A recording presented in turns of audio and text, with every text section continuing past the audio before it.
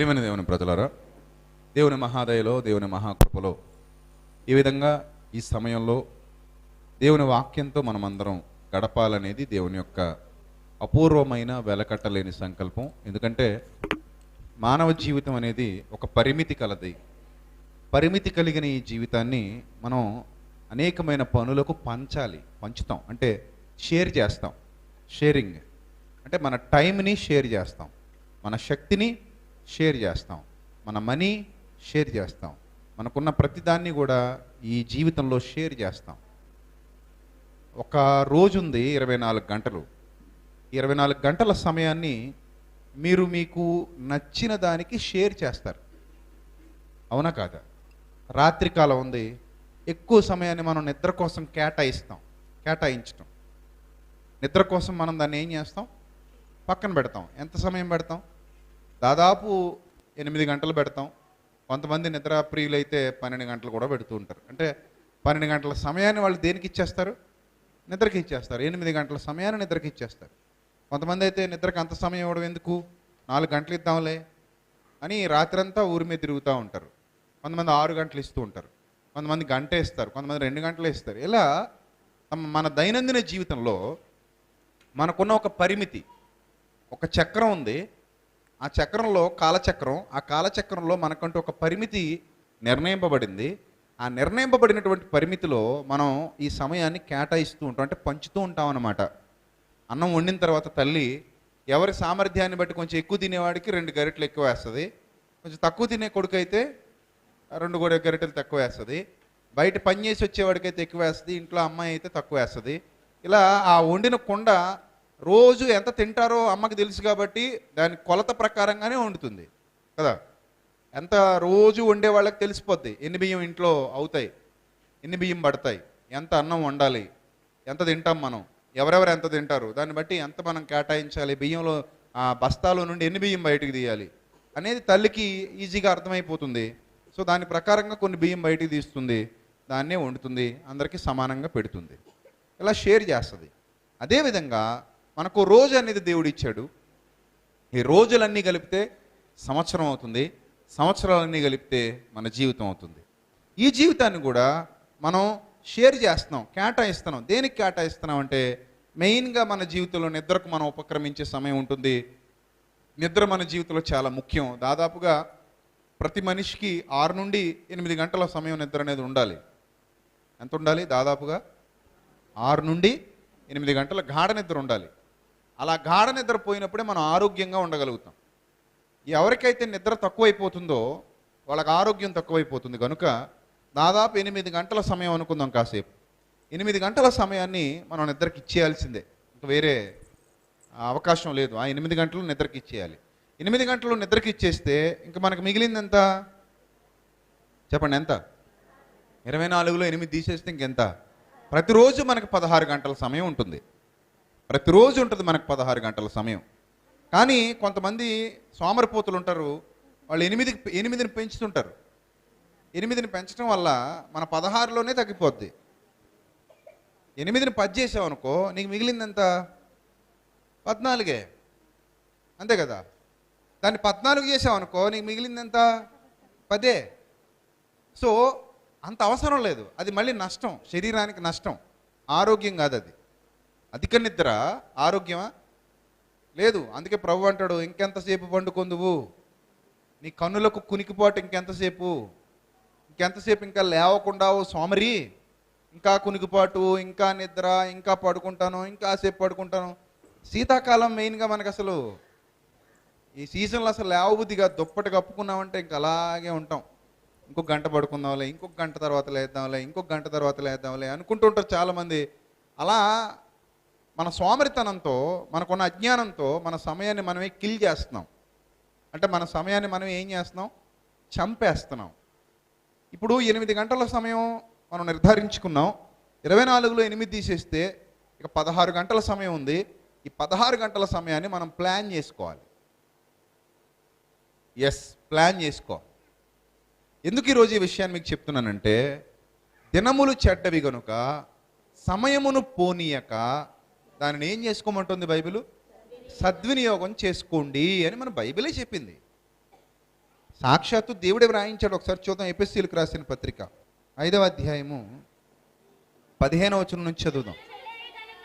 దినములు చెడ్డవి గనుక మీరు సమయమును పోనీయక. ఎందుకు పోనీయక అంటే పోతుంది.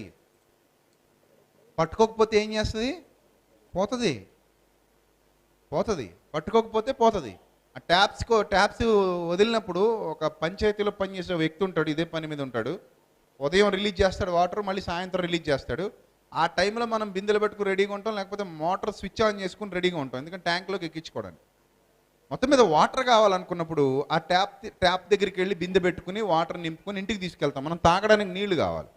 సో అదే పనిగా బిందె పెట్టి వదిలేశారనుకోండి, ట్యాప్ ఇప్పేసి, బిందె పెట్టకుండా ట్యాప్ ఇప్పేసి వదిలేశారనుకోండి, ఆ సమయానికి ఆ నీళ్లు మామూలుగా వచ్చేస్తాయి. సో మీరు వాటిని పట్టుకోకపోతే అవి ఏమైపోతాయి? వృధా అయిపోతాయి. అలా నీళ్లను వృధా చేస్తున్నారు అనుకోండి, ఎవరైనా చూశారనుకోండి, మీకు గట్టిగా వార్నింగ్ ఇస్తారు, బుద్ధి చెప్తారు, ఒక రకమైన హెచ్చరిక కూడా జారీ చేస్తారు. ఎందుకంటే అవి త్రాగునీరు వేస్ట్ అయిపోతే మళ్ళీ కావాలంటే రాదు. ఎందుకంటే కొన్ని ప్రాంతాల్లో, ముఖ్యంగా మన అనంతపురం లాంటి ప్రాంతాల్లో, రాయలసీమ ప్రాంతాల్లో నీళ్లు దొరక్క ప్రజలు ఎంత ఇబ్బందులు ఎదుర్కొంటున్నారో.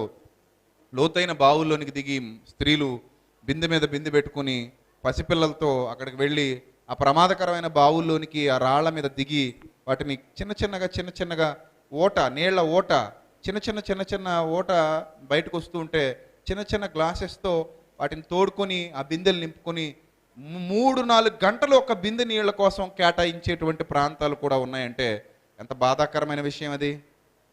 వాళ్ళకి తెలుసు నీటి విలువ. సమృద్ధిగా ఉన్న వాడికి నీటి విలువ తెలుస్తుందా? తెలీదు. వాడు ఆ నీటిని వృధా చేస్తూ ఉంటాడు, వృధాగా గడిపేస్తూ ఉంటాడు, వృధాగా నీటిని వాడేస్తూ ఉంటాడు. ఈ విధంగా నీటి ఎద్దడి ఎక్కడైతే ఉందో అక్కడ నీటి విలువ అర్థమవుతుంది. సమయం విలువ మరి మనకి ఎప్పుడు అర్థమవుతుంది? ఇక్కడ సమయం విలువ తెలిసిన వాళ్ళు ఎంతమంది ఉన్నారు చెప్పండి? ఎవరు లేరు. ఎందుకంటే అందరం కూడా సమయాన్ని వాడతాం అంతే. రీఛార్జ్ ఏం లేదు కదా. రీఛార్జ్ ఏమైనా ఉందా? No payment. ఇదేమి కష్టపడి కొనుక్కొచ్చింది ఏం కాదు, ఉచితంగా వస్తుంది time. But you know one thing, time is very precious. You must know one thing,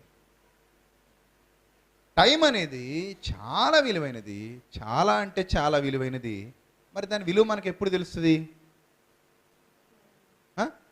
ఎద్దడి వచ్చినప్పుడు తెలుస్తుంది. నీటి ఎద్దడి అంటారు. నీటి ఎద్దడి వచ్చినప్పుడు నీటి విలువ తెలుస్తుంది. కరెంటు పోయినప్పుడు కరెంటు విలువ తెలుస్తుంది, అంతే కదా. ఆరోగ్యం పోయినప్పుడు ఆరోగ్యం విలువ తెలుస్తుంది. ఆహారం మన దగ్గర నుంచి పోయినప్పుడు ఆహారం విలువ తెలుస్తుంది. బంధాలు మన నుంచి దూరం అయిపోయినప్పుడు బంధాల విలువ తెలుస్తుంది. వస్తువు మన దగ్గర నుంచి చేజారిపోయినప్పుడు వస్తువు విలువ తెలుస్తుంది. సమయం అయిపోయినప్పుడే సమయం విలువ తెలుస్తుంది. ఇప్పుడు నా ఫోన్లో అన్లిమిటెడ్ ఆఫర్ ఉంది. సో అన్లిమిటెడ్ ఆఫర్ ఉంది కాబట్టి ఇష్టం వచ్చినట్టు వాడుతున్నా. 399 ఏమో ఆఫర్ ఉంది కదా మనకి. సో ఆఫర్ ఉంది కాబట్టి నాకు ఇష్టం వచ్చినట్టు వాడుతున్నా నా ఫోను. ఒకరోజు నాకు ఒక సిగ్నల్ వస్తుంది, లేదా నాకు ఒక మెసేజ్ వస్తుంది. ఏమనంటే ఈరోజుతో నీ ఫోన్లో ఉన్నటువంటి ఆఫర్ అయిపోయింది అని. ఆఫర్ అయిపోయింది అనగానే సరిగా ఆ టైంలో నా దగ్గర డబ్బులు లేకపోవడమో, లేదా నా అకౌంట్లో బ్యాలెన్స్ అయిపోవడమో, అదే నా బ్యాంక్ అకౌంట్లో డబ్బులు లేకపోవడం ఏదో జరిగింది. ఇప్పుడు నేను బ్యాలెన్స్ చేస్తే తప్ప నా ఫోన్ ఎవరికి వెళ్ళదు, నేను ఎవరికి ఫోన్ చేయలేను. నాకు అప్పుడు అత్యవసర పరిస్థితి ఏర్పడింది ఫోన్ చేయడానికి. సో నా దాంట్లో బ్యాలెన్స్ లేదు, వేసుకునే అవకాశం కూడా నాకు లేదు. అప్పుడు అర్థమవుతుంది నాకు బ్యాలెన్స్ విలువేంటో. ఆ బ్యాలెన్స్ ఉంటే ఎంత బాగుండేదో అప్పుడు అర్థమవుతుంది. మీకు అర్థమవుతుందా? ఇలా చాలా విషయాల్లో మనం చాలా లైట్ తీసుకుంటాం. కేరింగ్ ఉండదు, సీరియస్నెస్ ఉండదు, చాలా లైట్ తీసుకుంటాం. అలా లైట్ తీసుకున్నప్పుడు మనకు దాని విలువ తెలీదు, కానీ ఒకరోజు దాని విలువ తెలుస్తుంది. ప్రియులారా గుర్తుపెట్టుకోండి, మనం ఏం కోల్పోయినా మళ్ళీ వస్తాయేమో, కానీ సమయం కోల్పోతే మాత్రం మళ్ళీ రాదు. ఇప్పటివరకు మనం చాలా సమయాన్ని వదిలేసాం. నీళ్ళ ట్యాప్ ఇప్పేసి బిందెలో నుంచి నీళ్ళు గారిపోతున్నట్టు. అది ఆ ఇమేజ్ మీ మైండ్లో ఉండనివ్వండి. బిందెలో నుంచి నీళ్ళు కింద గారిపోతూ ఉన్నాయి, ట్యాప్ మనం కట్లా. పోనీ అలా అని ఇంకో బిందెలోనికి ఆ నీటిని పట్ల. అప్పుడు ఏమైంది? ఆ వాటర్ మొత్తం ఏమైపోతుంది? వేస్ట్ అయిపోతుంది. సో ఇలాగే మన టైం కూడా, మన ప్రీసియస్ టైం కూడా చచ్చిపోతుంది, కిల్ అయిపోతుంది, మనమే చంపేస్తున్నాం. మనమే మన సమయాన్ని ఏం చేస్తున్నామంటే చంపేస్తున్నాం. మనమే మన సమయాన్ని వృధా చేస్తున్నాం. అసలు సమయం ఎక్కడి నుంచి వచ్చింది, ఎలా వచ్చింది? సమయం ఎక్కడి నుంచి వచ్చింది, ఎలా వచ్చింది అని ఆలోచిస్తే కాలగతులు దేవుని వశములో ఉన్నవి. కాలమును ఇచ్చినది, కాలమును నిర్ణయించినది ఆయనే. అందుకే అంటాడు ప్రసంగి గ్రంథంలో, నీ కాలమునకు ముందుగా నీ వేళ చనిపోవుదు అంటాడు. నీ కాలమునకు ముందుగా నీ వేళ చనిపోవుదు అని అడగగలుగుతున్నాడంటే అసలు నాకు కాలం ఉందని ఆయనకి ఎలా తెలుసు అంటే ఆయన ఇచ్చాడు కాబట్టి. నీ టైం ఇంకా అవ్వలేదు, కూర్చో అన్నాడంటే ఓ టైం ఇచ్చింది ఎవరన్నమాట?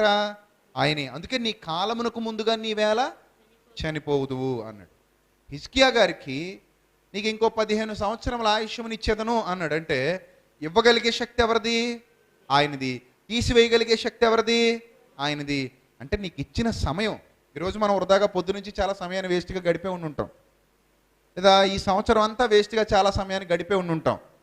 వేస్ట్గా గడిపే సమయం చాలా ఉంటుంది మన జీవితంలో. ఒకసారి ఒక ప్రయోగం చేయండి, ఇది ఒక ఛాలెంజ్గా తీసుకోండి. ఆ ఛాలెంజ్ ఏంటంటే ఒక 24 అవర్స్ మీరేం చేశారో రాయండి ఒక బుక్ మీద. లేదా మీ చేతిలో ఆల్రెడీ టైం కిల్లర్ ఒకటి ఉంది, ప్రతి ఒక్కరి చేతిలో ఉంది టైం కిల్లింగ్ మెషిన్ అనమాట. అది మన టైం మనకు తెలియకుండానే కిల్ అయిపోవాలంటే ఇది ఒక్కటి ఉంటే చాలు మన చేతిలో.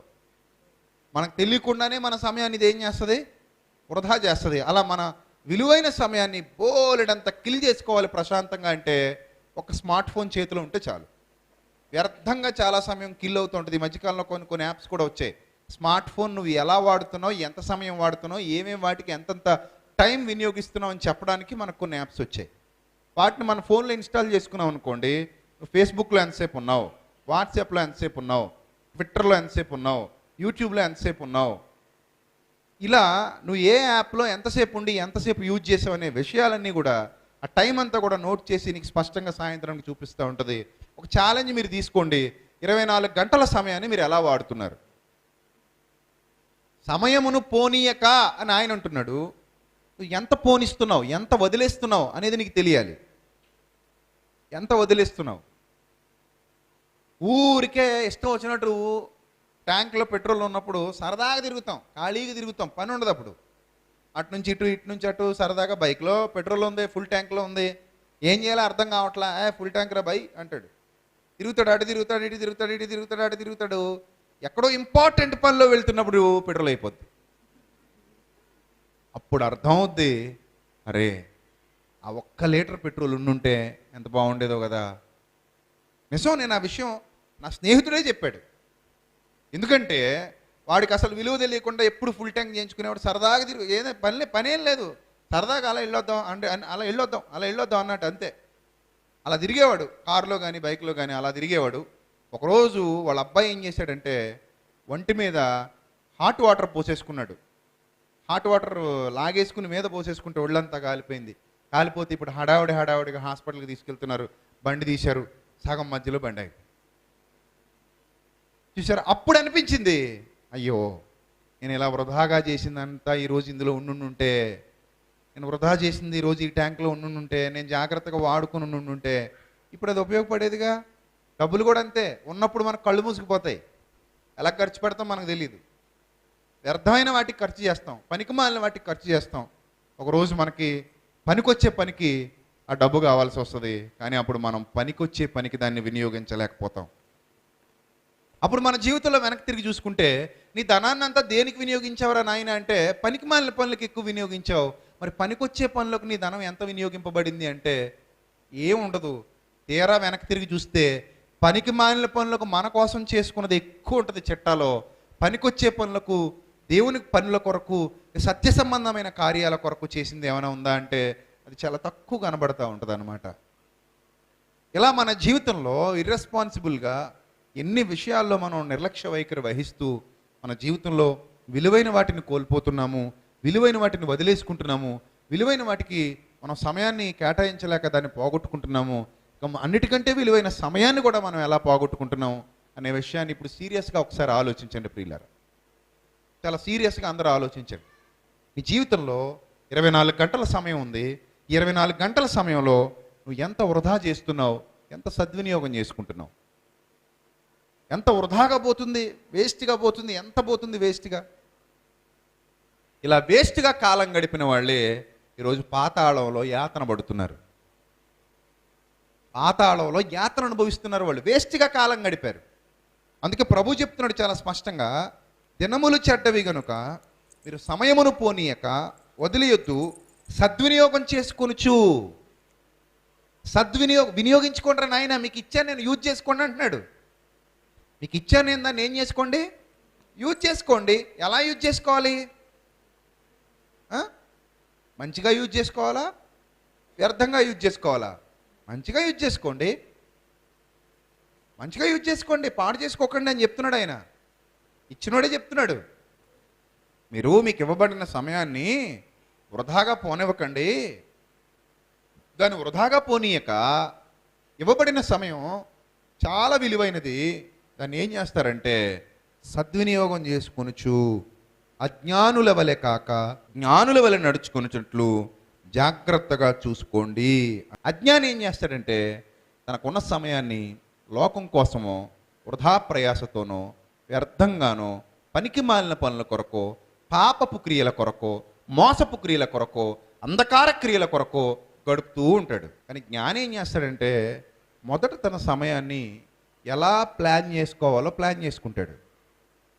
ఒక ప్లానింగ్ ఉండాలి మన టైంకి. ఒక ప్లానింగ్ ఉంటే నీ లైఫ్ చాలా బ్యూటిఫుల్గా ఉంటుంది. ప్లానింగ్ లేకపోతే నీ లైఫ్ అసలు బ్యూటిఫుల్గా ఉండదు, చిందరవందరంగా ఉంటుంది. ఇలా మన జీవితాన్ని అలంకరించుకోవాల్సినటువంటి వాళ్ళ మనమే ఉండి మన జీవితాన్ని మనమే చేతులారా ఏం చేస్తున్నాం, పాడు చేసుకుంటున్నాం. విలువైన సమయం మళ్ళీ రాదు. మీరు ఎంత ట్రై చేయండి, ఒక్క క్షణం కూడా వెనక్కి తిరిగి తెచ్చుకోలేము. ఒక్క క్షణం కూడా మళ్ళీ మనకు తిరిగి రాదు, మన చేతుల్లోకి రాదు. అందుకే దేవుడు చెప్తున్నాడు, అజ్ఞానుల వలె ఉండొద్దు. ఒక అజ్ఞాని కాలం విలువ తెలియక కాలాన్ని వృధాగా గడుపుతాడు. ఇంకా సమయం ఉందిలే, చూద్దాంలే, చేద్దాంలే అనుకుంటాడు. ఇక్కడ అజ్ఞానులు ఎవరు, జ్ఞానులు ఎవరు అనే విషయాన్ని మనం ఇక్కడ చూడగలిగితే ప్రియులారా, మత్తయి సువార్త 25వ అధ్యాయము ప్రారంభ వచనం, పరలోక రాజ్యము తమ దివిటీలు పట్టుకొని పెండ్లి కుమారుని ఎదుర్కొన్నట్టుకు బయలుదేరిన 10 మంది కన్యకలను పోలి ఉన్నది. పరలోక రాజ్యం అనగా సంఘము. బైబిల్లో మీకు పరలోక రాజ్యము అని కనబడినప్పుడు డైరెక్ట్గా పరలోకము అని వెళ్ళిపోకండి అక్కడికి. మరి ఏందట, పరలోక రాజ్యము అంటే ఏంటి? సంఘము. సంఘాన్ని ఉద్దేశించి పరలోక రాజ్యము అన్నాడు. పరలోకాన్ని ఉద్దేశించి చెప్పినప్పుడు పరలోకం అనే చెప్పాడు. అంటే పరలోకము అనే సందర్భం, ఆ కాంటెక్స్ట్ వేరుగా ఉంది బైబిల్లో. పరలోక రాజ్యము అనే కాంటెక్స్ట్ వేరుగా ఉంది. ఈ రెండు కూడా చాలా డిఫరెన్స్ ఉంటుంది రెండింటి మధ్య. ఆ డిఫరెన్స్ మనకు తెలియాలి. పరలోక రాజ్యము అని చదువుతున్నప్పుడు ఆ కాంటెక్స్ట్ ఏంటి, పరలోకము అని చదువుతున్నప్పుడు ఆ సందర్భాలు ఏంటి, ఈ సందర్భాల ద్వారా దేవుడు ఏం చెప్పదలిచాడు అని మనకు తెలియాలి. ఇక్కడ పరలోక రాజ్యము అనగా సంఘము తమ దివిటీలు పట్టుకుని, మనం ఏం పట్టుకున్నాం? దివిటీలు పట్టుకున్నాం. ఎందుకు దివిటీలు పట్టుకున్నాం? మీ అందరికీ తెలుసు, మీరు లోకమునకు వెలుగు, మీరు లోకమందు జ్యోతులు. బాప్తిస్మం పొందిన ప్రతి క్రైస్తవుడు క్రీస్తు చేత వెలిగింపబడిన ఒక దివిటి. బాప్తిస్మం పొందనంత వరకు కూడా నువ్వు ఆరిపోయినోడువే, ఆరిపోయిన జీవితమే నీదైనా నాదైనా. సో మనం ఆరిపోయిన బ్రతుకులు కలిగి ఉన్నాం. ఎప్పుడైతే మనం క్రీస్తు ద్వారా వెలిగింపబడుతున్నామో, నేను ఒక దివిటి, నువ్వు ఒక దివిటి. బాప్తిస్మం పొందిన ప్రతి బిడ్డ సంఘములోనికి రావటానికి అర్హులు. బాప్తిస్మం పొందలేదనుకోండి, ఇంకా మనం సంఘంలోనికి మన అర్హత లేదు, మనం ఇంకా అన్యజనుల్లోనే ఉన్నాం దేవుని దృష్టిలో. దేవుని ప్రేమ మనల్ని బలవంతం చేస్తూ ఉంటుంది. నా కుమారుడా, నా కుమార్తె నా దగ్గరికి రా అని తన చేతులు చాచి ప్రతి పాపిని ప్రభు పిలుస్తున్నాడు. వచ్చి నీ పాపాన్ని కడుక్కో అంటాడు. ఇమ్మీడియట్గా వెళ్తాం, మన పాపాన్ని కడిగేసుకుంటాం. క్రీస్తు రక్తంలో మారు మనసుతో కూడినటువంటి బాప్తిస్మం పొందుతాం. సో ఇంతే, బాప్తిస్మానికి ఇంకేం అర్హతలు అక్కర్లా. ఎందుకంటే మనంతటా మనం పాపాన్ని జయించలేం. అందుకే మనం బాప్తిస్మం ద్వారా పరిశుద్ధాత్మ సహాయాన్ని పొందుకుంటాం. అక్కడ నుంచి దేవుడు మనకి పాపాన్ని జయించగలిగే శక్తిని ఆయన ఇస్తాడు. మనమేమనుకుంటామంటే, బ్రదర్ నాకు ఇంకా కొన్ని ఉన్నాయి, అవి మానేసి అప్పుడు తీసుకుంటా బాప్తిస్మం అని కొంతమంది యవనస్తురాళ్ళు చెప్తూ ఉంటారు. కొంతమంది యవనస్తులు కూడా చెప్తూ ఉంటారు, అన్నా చిన్న ఉన్నాయన్నా మానేసి తీసుకుంటానన్నా అంటే నాకు నవ్వు వస్తుంది. కాబట్టి ప్రతి ఒక్కరు కూడా ప్రభు పాదాల చెంతకు రావాలి, అలా వెలిగింపబడాలి. ఆరిపోయిన కొవ్వొత్తి వెలిగించేవాడే క్రీస్తు. క్రీస్తు మాటల ద్వారా, క్రీస్తు శక్తి ద్వారా, క్రీస్తు అనుగ్రహించే బలం ద్వారా ఆరిపోయిన ప్రతి దివిటి కూడా ఏమవుతుందంటే వెలిగింపబడుతుంది. అందుకే ఎవరో పూర్వీకుల పాట కూడా రాశారు, ఆరిపోయిన నా వెలుగు దీపము వెలిగించుము నీ ప్రేమతో అని రాశారు. సో ఆల్రెడీ మనం ఆరిపోయిన దీపాలవే లోకంలో ఉన్నంత వరకు. అలా ఆరిపోయిన మన దీపాన్ని, మన దివిటిని బాప్తిస్మం ద్వారా ప్రభు వెలిగించి ఇదిగో సంఘములోనికి అనగా పరలోక రాజ్యములోనికి ప్రవేశపెట్టారు. ఇప్పుడు మీరందరూ వెలిగింపబడిన వారు ఎక్కడున్నారు? ఇప్పుడు పరలోక రాజ్యంలో ఉన్నారు. మీకు ఒక సమయం ఉంది. ఈ బాప్తిస్మం పొందేంత వరకు కోల్పోయిన సమయం ఏదైతే ఉందో ఆ సమయంతో పని లేదు. ఎందుకంటే అప్పటికి మనకేం లేదంటే జ్ఞానం లేదు. మనకి దాన్ని ఎలా సద్వినియోగం చేసుకోవాలో విలువ కూడా తెలియదు. మీకు అందరికీ తెలుసు, ఫర్ యువర్ ఇన్ఫర్మేషన్, ఈ ఎఫెసు పత్రికలో వ్రాయబడిన సందర్భం మీరు ఏదైతే చదువుకున్నారో అది ఎవరికి చెప్పబడింది? సంఘమునకు వచ్చిన వారికా, సంఘముకు వెలుపటి వారికా? ఎవరికి? సంఘములోనికి వచ్చిన వారికే చెప్పబడింది. సంఘమునకు వెలుపట ఉన్న వారికి ఆ విషయం చెప్పాల్సినంత అవసరత లేదుగా. మీరు సమయాన్ని సద్వినియోగం చేసుకోండి, అజ్ఞానుల వలె కాక జ్ఞానుల వలె నడుచుకోండి అని సంఘానికి వెలుపట ఉన్న వారికి చెప్పాల్సిన అవసరత లేదు. సంఘములోనికి వచ్చిన వారికే చెప్పాలి. సో మనకే చెప్తున్నాడు. ఏమని చెప్తున్నాడంటే, పరలోక రాజ్యము తమ దివిటీలు పట్టుకుని వెలిగింపబడిన వారు తమ దివిటీలు పట్టుకుని పెండ్లి కుమారుని ఎదుర్కొనుటకు బయలుదేరిన 10 మంది కన్యకలను పోలి ఉన్నది అన్నాడు. ఎస్, మనం అందరం పరదేశులము, ఎవరు? యాత్రికులము. మనం ఎక్కడున్నామంటే ప్రయాణంలో ఉన్నాం. ఎవరిని ఎదుర్కోబోతున్నామంటే ఆ ప్రభువుని ఎదుర్కోబోతున్నాం. అలా ఎదుర్కోబోతున్న మనం ఎంత జాగ్రత్తగా సమయాన్ని సద్వినియోగం చేసుకోవాలో ఈ సందర్భం చెబుతోంది. ఏం చెబుతోందంటే, వీరిలో 5 బుద్ధి లేనివారు. బుద్ధి అనగా ఏంటి? బుద్ధి అనగా ఏంటి? బుద్ధి జ్ఞానముల సర్వ సంపదలు ఆయన యందు గుప్తములై ఉన్నవి. బుద్ధి అనగా వాక్యము. వీరిలో 5 ఏం కోల్పోయారటంటే బుద్ధి కోల్పోయారట. దివిటి వెలిగించుకున్నారు కానీ వీరికి ఏం లేదు? బుద్ధి లేదు.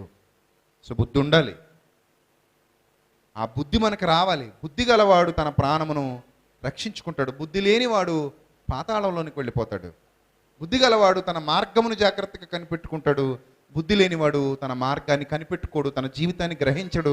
దేవుడు ఎన్నో అవకాశాలు ఇస్తూ ఉంటాడు కానీ, ఎన్నో సందర్భాల ద్వారా దేవుడు మాట్లాడుతూ ఉంటాడు కానీ వాడు పెడచెవిని పెడుతూనే ఉంటాడు. ఎందుకో దేవుని మాటకు విలువనివ్వడు, దేవుని మాటను ఖాతరు చేయడు. ఇప్పుడు మీరు జాగ్రత్తగా గమనిస్తే ప్రియులారా, రాయబడుతున్న సందర్భం ఏం చెబుతుందంటే 3వ వచనం, బుద్ధి లేని వారు తమ దివిటీలు పట్టుకొని తమతో కూడా నూనె తీసుకుని పోలేదు అన్నాడు. బుద్ధి గలవారు తమ దివిటీలతో కూడా సిద్దెలలో నూనె తీసుకుని పోయిరి అన్నాడు. జాగ్రత్తగా చూడండి. దివిటి వెలిగింపబడిన తర్వాత ఒక నూనె ఉండాలి. ఆ నూనె ఈ దివిటిని మండిస్తూ ఉంటుంది. ఒక నూనె ఉంటేనే ఆ దివిటి ఏమవుతుంది? మండింపబడుతూ ఉంటుంది. నూనె అయిపోయింది అనుకోండి, దివిటి కూడా ఏమైపోద్ది? ఆరిపోద్ది. మీరు చాలా జాగ్రత్తగా ఈ సందర్భాన్ని వినాలి. ఈరోజు మీరు అందరూ సంఘంలోనికి వచ్చినవారు, వచ్చి రాగానే మీరు అందరూ వెలిగింపబడిపోయారు. మీరందరూ వెలిగింపబడిన వారే. బాప్తిస్మం తీసుకున్న ప్రతి ఒక్కరు కూడా వెలిగింపబడిన వారే.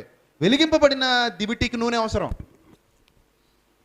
నూనె లేకపోతే వెలిగి ఒకానొక సమయంలో ఆ దివిటి ఏమవుతుందంటే ఆరిపోతుంది. ఆరిపోతే ఏంటి పరిస్థితి? తనకంటే చెడ్డవైన మరి 7 దయ్యములు వెంట పెట్టుకుని వచ్చును. తనకంటే చెడ్డవైన మరి 7 ఎందుకు ప్లాన్ చేశాడు తెలిసేవాడు? ఇంతకుముందు వాడు ఒక్కడే ఉండేవాడు కాబట్టి నువ్వు ఒక రకంగా ఉండేదానివి. ఈరోజు మారిపోయావు. మారిపోయిన తర్వాత మళ్ళీ మారిపోతావేమో అని భయం వేసి ఇంకొక 7 వచ్చి ఎక్కడ కాపురం ఉన్నారంటే నీలోనే మళ్ళీ. ఇప్పుడు చీకటి మరింత అధికమైపోయింది. ఎప్పుడైతే మరింత అధికమైన చీకటి మనలోనికి వచ్చేసిందో ఇంకా మన దగ్గర సత్క్రియలు ఏముంటాయండి? దుష్క్రియలు తప్ప. దుర్మార్గపు క్రియలు, దుర్మార్గపు ఆలోచనలు, దుర్మార్గంగా సమయాన్ని అజ్ఞానంగా గడపడం తప్పితే సమయాన్ని సద్వినియోగం చేసుకుందాం. సమయాన్ని మంచిగా ప్రభు కొరకు వినియోగించుకుందాం. సత్క్రియలు చేద్దాం. ప్రభు మార్గాలలో నడుద్దాం. ఆయన ఆజ్ఞల మార్గమును పరిగెడదాం. ఆయన ఆజ్ఞానుసారంగా జీవిద్దాం. ఈ జీవితం చాలా చిన్నది. ఎప్పుడు ముగిసిపోతో తెలీదు. ప్రాణం ఎప్పుడు పోద్దో మానవునికి తెలీదండి. ప్రాణం ఎప్పుడు పోద్దో తెలీదు. మనం అనుకుంటాం క్షేమంగా ఇంటికి చేరతాంలే, భార్య బిడ్డలను చూస్తాం, మన పనులన్నీ చక్కబెట్టుకుంటాం, సరదాగా అనుకుంటాం. అది మనం అనుకోవడం వరకే, కానీ నిజంగా అదే జరుగుద్ది అంటే జరిగితే దేవునికి స్తోత్రం, జరగకపోతే నీకు పిండం, అంతే కదా. మరి జరిగితే దేవునికి స్తోత్రమే, మనం అనుకున్నట్టుగా జరిగితే. మరి మనం అనుకున్నట్టుగా జరగలేదనుకోండి ఏం చేస్తాం, ఇక్కడ ఇదే మనకు ప్రాప్తం అనుకుంటాం, అంతే. మరి అలాంటప్పుడు నీ సమయాన్ని ఎందుకు వృధాగా గడుపుతున్నావు? ఎందుకు పాపపు క్రియల్లో, చీకటి క్రియల్లో, సత్కార్యాలు లేకుండా గడుపుతున్నావు అని అంటే, నూనె అనేది చాలా ఇంపార్టెంట్ ప్రియులారా. సత్క్రియలతో మిమ్మును మీరే అలంకరించుకోండి అంటున్నాడు. సత్క్రియలతో మిమ్మల్ని మీరే అలంకరించుకోండి. అదే ఎఫెసీ పత్రిక 2:10 కూడా చెప్తాడు, పూర్వమందు సిద్ధపరచబడినవి సత్క్రియలు మీ కొరకు, ఆయన ముందుగా సిద్ధపరిచిన సత్క్రియలవి, ఆ ముందుగా సిద్ధపరిచిన సత్క్రియలు చేయుటకే మనమందరం కూడా ఆయన చేసిన పని అయి ఉన్నాము అని ఎఫెసీ 2:10 ఎన్నోసార్లు మనం చదువుకుంటున్నాం. ఆ సందర్భాలు మనందరికీ తెలిసిన సందర్భాలు. చదవండి ఒకసారి ఎఫెసీలకు రాసిన పత్రిక 2:10. మరియు వాటి యందు మనము నడుచుకొనవలెనని దేవుడు ముందుగా సిద్ధపరిచిన సత్క్రియలు చేయుటకై మనము క్రీస్తు యేసునందు సృష్టింపబడిన వారమై లేదా వెలిగింపబడిన వారమై ఆయన చేసిన పని అయి ఉన్నాము. అలా దివిటి వెలిగించబడింది. దివిటి ఇంకా మండాలి మండాలి మండాలి మండాలంటే సంఘములో సత్క్రియలు ఉండాలి. సంఘములో ఎప్పుడైతే సత్క్రియలు లేవో దివిటి మండదు, ఆరిపోతుంది. గుర్తుపెట్టుకోండి, బాప్తిస్మం పొందడం అయిపోలేదు. అక్కడ నుంచి మనకు కావాల్సింది బుద్ధివాక్యం, బుద్ధి వాక్యం కావాలి. ఆ వాక్యంతో పాటు సత్క్రియలు.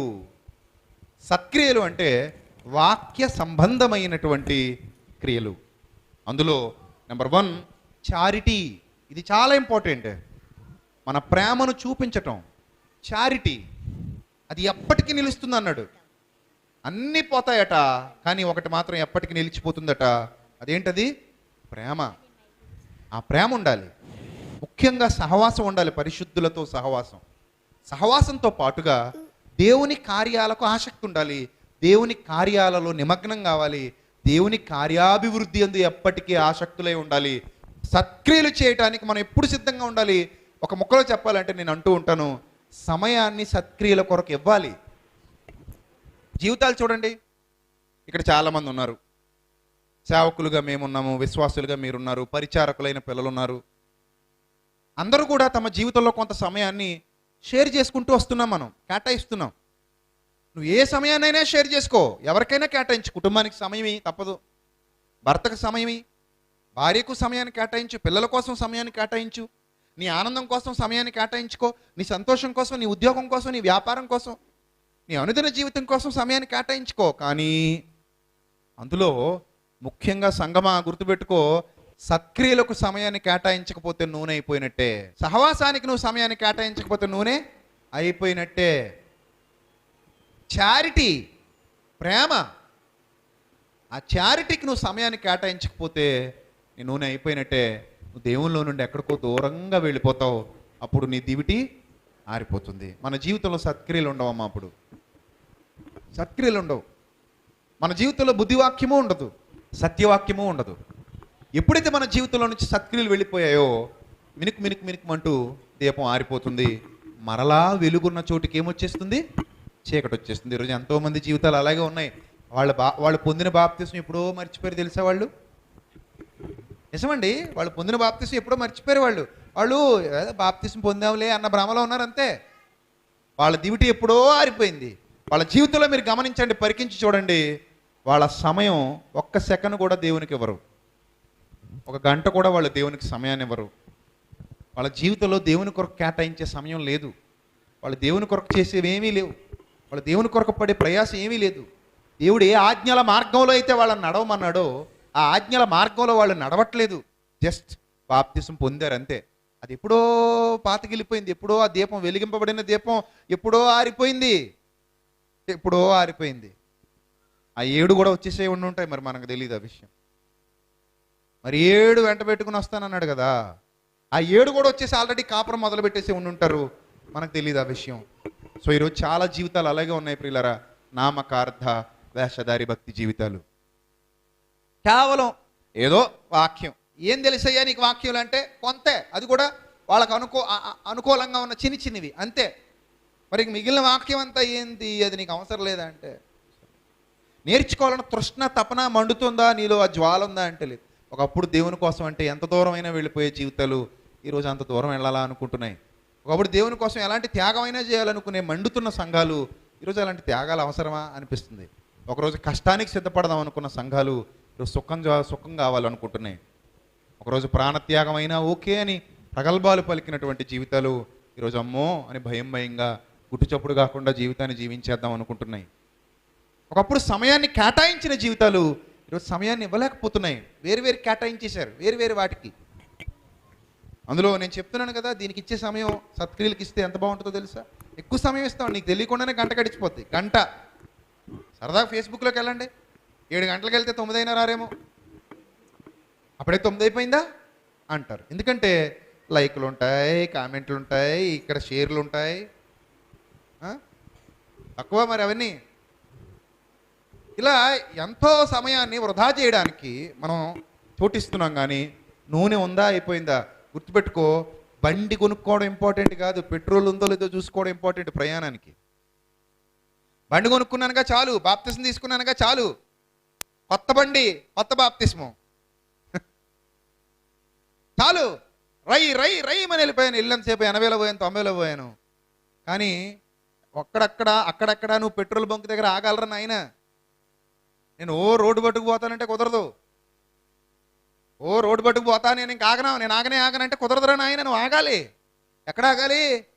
నీ వేగాన్ని తగ్గించి పెట్రోల్ బంక్ దగ్గర ఆగి మరలా ట్యాంక్ని ఫుల్ చేసుకోవాలి, మరలా వెళ్ళాలి. అలా అయిపోయినప్పుడల్లా, అయిపోతుందో అన్న విషయం అర్థమైనప్పుడల్లా ఏం చేయాలి? ఆగాలి. కానీ మనం ఏం చేస్తామంటే ఒక్కసారి వెలిగింపబడిపోయామట, ఇక ఆ తర్వాత వాక్యంతో పని లేదట, ఆ తర్వాత సత్క్రియలు లేవట, ఎదుగుదల లేదు, నిర్మలమైన వాక్యం అనే పాలన అపేక్షించట్లేదు. ముఖ్యంగా మన బ్రతుకులో సత్క్రియలు జరగట్లేదు. ఎప్పుడైతే మన బ్రతుకులో సత్క్రియలు ఆగిపోయాయో, మనం ఎప్పుడైతే అలాంటి సహవాసానికి దూరం అయిపోయామో, ఈ దీపం క్రమక్రమంగా ఆరిపోతుంది. ఆ కొత్త బండి నువ్వు ఇన్ఫీల్డ్ కొనుక్కో, రాయల్ ఎన్ఫీల్డ్ ఎవరికి కావాలి, అదే ఎంటైజర్ కొనుక్కో, లేకపోతే అదేదో డేవిడ్సన్ ఏదో ఉంటుంది, హార్లీ డేవిడ్సన్, అలాంటిది కొనేసుకోపోని. ఏంటి ఉపయోగం అంటున్నాను. సో ఎప్పుడైతే బుద్ధివాక్యము, జ్ఞానవాక్యము సమృద్ధిగా నీ హృదయంలోనికి వెళుతుందో, నువ్వు అసలు ఖాళీగా ఉండలేవు. ఏదో విధంగా దేవునికి ఉపయోగపడే కార్యాలు చేయాలనుకుంటావు. నీ శరీరాన్ని సజీవయాగంగా ప్రభువుకి సమర్పిస్తావు. ప్రభువా, నువ్వు నా కోసం చాలా ఇచ్చావు ప్రభువా, నీ కోసం నేను ఏమి ఇవ్వగలను ప్రభువా అని ఆలోచిస్తావు. నీ విలువైన సమయంలో ప్రభువుకు కూడా సముచితమైన స్థానాన్ని కల్పిస్తావు. సముచితమైన స్థానం. ఇప్పుడు కొన్ని బంధాలు మనం మెయింటైన్ చేస్తున్నాం. ఈ బంధాలు నిలబడాలంటే కొంత టైం కేటాయించాలి, తప్పదు. టైం కేటాయించకుండా బంధాన్ని నిలబెట్టండి చూద్దాం. ఎవరైనా సరే టైం కేటాయించను నేను, నువ్వు నా భార్య అంతే, నీకు మాత్రం సమయం ఇవ్వను అంటే రోజులో 1 సెకండ్ కూడా ఇవ్వా బాబు నాకు, ఇవ్వను. సంవత్సరంలో సెకండ్ కూడా ఇవ్వను నీకు, నువ్వు నా భార్య అంతే. ఈరోజు తాళి కడతా, అలాబో నా భార్య అంతే. ఎప్పుడైనా దూరం నుంచి కనబడితే హాయ్ అని చెప్తుంటా, నువ్వు కూడా హాయ్ అని చెప్పంతే. నువ్వు నా భార్యవి, నువ్వు నా భర్తవి. నీకు టైం కేటాయించేంత ఖాళీ నా దగ్గర లేదు, భర్తవి అంతే. అలా ఎక్కడైనా పేరు పక్కన డిగ్రీ పెట్టుకున్నట్టు నువ్వు నా పక్కన భర్తవని పెట్టుకుంటా. నీకు టైం ఇస్తావా మరి నాకంటే? నో టైం, నాకు అసలు టైం లేదు, నీకు ఇచ్చేంత టైం లేదు నాకు. భర్తవ అంతే, నువ్వు అలా ఉండు. ఎప్పుడైనా దూరంగా బస్సులో కనబడ్డావు అనుకో, హాయ్ అంటాను, నువ్వు కూడా హాయ్. మన ఇద్దరం అప్పుడు పెళ్లి చేసుకున్నాం కదా, నీకు తాళి కట్టాను కదా, ఎస్ అనుకో అంతే. ఇంకా కావాలనుకుంటే వాట్సాప్లో టచ్లో ఉండు, ఫేస్బుక్లో టచ్లో ఉన్నాను, నిలబడద్దేమో చూడ బంధం. పిల్లలు ఉన్నారు కదా, పిల్లలకు కూడా అదే విధంగా నీకు టైం ఇవ్వడం కుదరదు నాన్న, నీ టైం నీదే, నా టైం నాదే అని చెప్పు, ఉంటుందా బంధం అది? సో మన జీవితంలో బంధం నిలబడాలంటే ఖచ్చితంగా వాళ్ళకి ఏమి ఇవ్వాలి? మనం సమయం ఇవ్వాల్సిందే. సమయం ఇవ్వకుండా స్నేహం కానీ, లేదా బాంధవ్యం, ఏదో వివాహ బాంధవ్యం కానీ, లేదా బంధుత్వం కానీ ఏది నిలబడదు. ఎవడో పెళ్ళికి పిలుస్తాడు, కార్డు తీసుకురాగానే నాకు ఖాళీ లేదు పో అన్నావు అనుకో, నా రావడం కుదరదు అన్నావు అనుకో, పాపం ఇంకా నీ మీద ప్రేమకి మళ్ళీ వచ్చాడు, మళ్ళీ కుదరదు, వస్తానని చెప్పి వెళ్ళలేదు. అలా నువ్వు ఎన్నిసార్లు పిలిచినా వెళ్ళలేదు. వాళ్ళకి దూరంగానే ఉంటూ వచ్చావు. కొన్నాళ్ళకి చూడండి, మీకు ఆ చుట్టాలు అక్కడ ఉన్నారన్న విషయమే వాళ్ళు మర్చిపోతారు, మీరు మర్చిపోతారు. రాకపోకలు జరిగితేనే బంధుత్వాలు. ఒకరింటికి ఒకరు వచ్చిపోతూ ఉంటేనే ఏం మిగులుతాయి? బంధాలు మిగులుతాయి, బంధుత్వాలు మిగులుతాయి. అందుకే అప్పుడప్పుడు మీరు ఎక్కడికి వెళ్ళొస్తూ ఉంటారు? చుట్టాలింటికి వెళ్ళొస్తూ ఉంటారు. మా అమ్మమ్మ గారు ఊరు పలానా చోట, మా నాయనమ్మ గారు ఊరు పలానా చోట, మా పెద్దమ్మ పలానా చోట ఉంది, మా చిన్నాయన పలానా చోట ఉన్నాడు, మా పెదనాయన పలానా చోట ఉన్నాడు, మా బంధువులు ఉన్నారు అక్కడ పోతాం సెలవుల్లో, వేసవి సెలవుల్లో వెళ్ళి అక్కడ గడిపొస్తూ ఉంటాం అని చెప్తూ ఉంటారు. మీరు అలా ఉన్నారు కాబట్టి మీ బంధాలు నిలబడ్డాయి. మానేయండి, పూర్తిగా సమయం ఇవ్వడం మానేయండి, బంధాలు నిలబడవు. మరి ఇంత జ్ఞానం తెలుసు నువ్వు, దేవునికి ఆయన సత్క్రియలకు సమయం ఇవ్వాలన్న విషయం తెలీదా? దేవునికి ఆయన సత్క్రియలకి సమయం ఇవ్వకపోతే దేవునితో బంధం నిలబడద్దా? చెప్పండి, నిలబడద్దా? నిలబడదా అండి. అందుకే చాలామంది జీవితాల్లో సత్క్రియలు లేకపోవటం వల్ల వాళ్ళ దివిటీలు ఆరిపోయాయి. దేవునితో అటాచ్మెంట్ లేదు వాళ్ళకి. సత్క్రియ అనేది చాలా ఇంపార్టెంట్. సత్క్రియ అనేది మన దివిటి వెలుగుతూ ప్రజ్వరిల్లుతూ ఉండడానికి చాలా ఇంపార్టెంట్. ఎప్పుడైతే అది ఆరిపోతుందో ఇంకేముండదండి. చూడండి, నూనె తీసుకుని పోలేదట, తమ దివిటీలతో కూడా సిద్ధల్లో నూనె తీసుకుని పోయారట బుద్ధి గలవారేమో. పెండ్లి కుమారుడు ఆలస్యం చేయుచుండగా వారందరూ కునికి నిద్రించుచుండిరి. పెండ్లి కుమారుడు ఏం చేస్తున్నాడట? కావాలనే ఆలస్యం చేస్తున్నాడు. వీళ్ళు ఇంకా నూనె తెస్తారా, కొంటారా, కొనరా, ఇంకా దివిటిని వెలగనిస్తుంటారా, వెలగనివ్వకుండా ఇంకా టైం పడుతుందటండి, ఆరిపోయండి మళ్ళీ వెలిగించుకుందాంలేండి అనుకుంటారా? ఒక్కసారి ఆరిపోతే మళ్ళీ వెలగడం చాలా కష్టం. ఎంత కష్టపడితే ఒకసారి వెలిగాం, ఒక్కసారి ఆరిపోయామనుకోండి మళ్ళీ వెలగడం మహా కష్టం సుమి, వెలగలేం.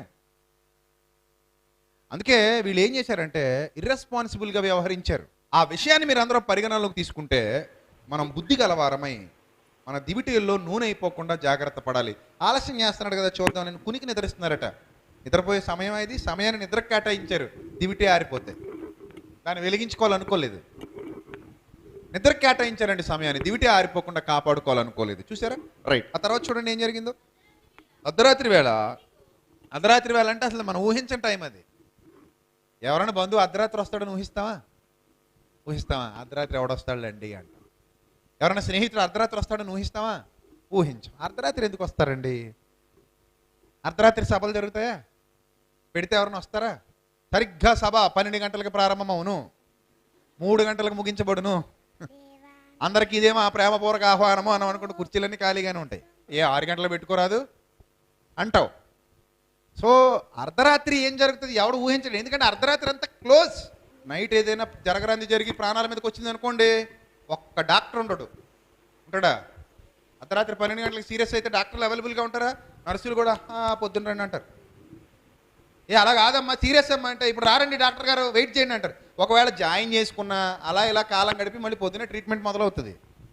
అందుకే చాలా యాక్సిడెంట్ కేసుల్లో ఎందుకు నైట్ జరిగే యాక్సిడెంట్ కేసుల్లో ఎక్కువ మంది ఎందుకు చచ్చిపోతారంటే సత్వరంగా సహాయ చర్యలు అందవు కాబట్టి. 108 కూడా రాదు, ఆడు నిద్రపోతుంటాడు. ఆడికి నిద్ర రాదేంటి? ఆడు నిద్రపోతుంటాడు. అంబులెన్స్ రాదు, లేట్ అవుతుంది. ఒకళ్ళు వచ్చిన మళ్ళీ ఎక్కడి నుంచో పైనుంచి కొట్టించాలి. ఆ అధికారి నిద్రపోతుంటాడు, ఎమ్మెల్యేలు నిద్రపోతారు, ఎంపీలు నిద్రపోతారు, అర్ధరాత్రి అందరు నిద్రపోతారు. సో అర్ధరాత్రి పూట ఏం జరుగుతుందో ఎవరికి తెలియదు, సహాయం మనకి త్వరగా రాదు. అదే టైంలో ఆయన వచ్చాడట. భలే సింకైంది చూడండి. అంటే దాన్ని ఎందుకు చెప్తున్నాడంటే మీరు ఏం జరగదులే, ఇప్పుడు ఎవరు ఉంటారులే, ఇప్పుడేం దొరుకుతుందిలే, ఇప్పుడెవడు వస్తాడులే, ఇప్పుడెవడు పట్టించుకుంటాడులే అనుకునే టైంలో 1 వే కూడా చూడండి, ఇది 1 వే కానీ 10 దాటితే ఎవడు ఆపేవాడు ఉన్నాడు. ఇంకా వెళ్ళిపోతుంటాయి బైకులు అవి. నైట్ సిగ్నల్స్ ఎవడు పట్టించుకుంటాడు చెప్పండి? అర్ధరాత్రి 1 గంటకి సిగ్నల్స్ ఎవడని పట్టించుకుంటాడా? రెడ్ సిగ్నల్ పడినా పోతాడు, అటు ఇటు చూస్తాడు, అటు ఎవడు రావట్లా ఇటు ఎవడు రావట్లే, ఈ సిగ్నల్ ఎందుకు అబ్బా అని పోతాడు అంతే. 1 గంటకి సిగ్నల్తో పనే ఉంది అనుకుంటాడు. అంటే ఆ టైం అలాంటిది, అంత భయంకరమైన టైం అది. ఆ టైంలో మనం ఎక్కడికైనా పోయినా అడ్రస్ చెప్పేవాడు కూడా ఉన్నాడు. ఒకసారి అదే జరిగింది మాకు. ఎక్కడికో పోతున్నాం అలాగా, మీటింగ్ అయిపోయాక దారి తెలియట్లా, ఎవడైనా మానవ పురుగు కనబడద్దేమో. మామూలు పురుగులు చాలా ఉన్నాయిలేండి, మనిషి అనే పురుగు ఏమైనా కనబడద్దేమో, అడ్రస్ అడుగుదాంరా బాబు అంటే అడ్రస్ చెప్పేవాళ్ళు లేడు. ఈ గూగుల్ తల్లిని నమ్ముకుంటే అది అటు ఇటు తిప్పుతుంది మమ్మల్ని. లెఫ్ట్ తిరిగి అంటది, రైట్ తిరిగి అంటది, టర్న్ తీసుకో అంటది, ఏం తీసుకున్నా మళ్ళీ అక్కడికి వస్తున్నాం. సో ఇలా ఉంటుంది పరిస్థితి అర్ధరాత్రి పూట. వాళ్ళు ఏం జరగదు అనుకుంటున్న సమయంలో అర్ధరాత్రి వేళ ఇదిగో పెండ్లి కుమారుడు అతన్ని ఎదుర్కొనరండని కేక వినబడెను.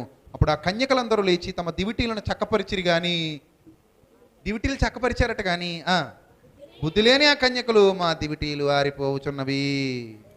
అయ్యో మిరికి మాట కొంచెం ఎక్కడి నుంచి వస్తుంది? వాళ్ళవి నీకు ఇవ్వడం కుదరదు, ఎవరి సత్క్రియలు వారివే. అదే చెప్తున్నా. భార్య రక్షణ భార్యదే, భర్త రక్షణ భర్తదే. మొన్న ఒక భార్య భర్తను అడిగిందట, ఏమండి మీరు ఎందుకండి సత్యంలో కొనసాగట్లేదంటే ఆయన అన్నాడట, నీ కాళ్ళు పట్టుకుని వచ్చేస్తాను లేవే అన్నాడట. కాళ్ళు పట్టుకునే ఏది మీ ఆవిడ కాళ్ళు పట్టుకుని థియేటర్కి వెళ్ళి చూద్దాం, ఆవిడ ఒక్కదానికే టికెట్ కొని రానిస్తారేమో. మా ఆవిడ టికెట్ కొందయా, నేను మా ఆవిడ ఒకటే, అర్ధ శరీరం నాది అందులో ఉంది అన్నాం అనుకో, అయితే అర్ధ టికెట్ నీకు ఇస్తానని చింపిన ముక్క నీ చేతిలో పెడతాడు, పోరా బయటకు అంటాడు. అర్థమైందా? ఆ ముక్క పట్టుకుని ఆవిడ లోపలికి పోద్ది, ఈ ముక్క పట్టుకుని బయటికి పోరా అంటాడు. కాబట్టి ఒక థియేటర్కే నేను రానివ్వరు కదా, నీ భార్య చేతితో చేయి పట్టుకు పోతానంటే. భార్య టికెట్ భార్యదే, భర్త టికెట్ భర్తదే. ఒక ఎగ్జిబిషన్కి వెళ్తే రానిస్తాడా? రానివ్వడా. అందుకు నువ్వు రామోజీ ఫిలిం సిటీకి వెళ్ళి రానిస్తాడేమో. నా భార్య టికెట్ మీద నేను వస్తా అన్నావు అనుకో, గెట్ అవుట్ అంటాడు. కాబట్టి ఎవరిది వారిదే, రానివ్వరు అలాగా. మరి నిత్య జీవితం నీవేం విత్తుతావో అది కొయ్యాలి. కాబట్టి నిత్య జీవితం కూడా నీదే, నాది నాదే. అక్కడ అయిపోయిందట. ఆ బుద్ధి లేని కన్యకలు ఆరిపోతున్నాయి, మీ నూనెలో కొంచెం మాకు ఈడని బుద్ధి గలవారిని అడిగిరి.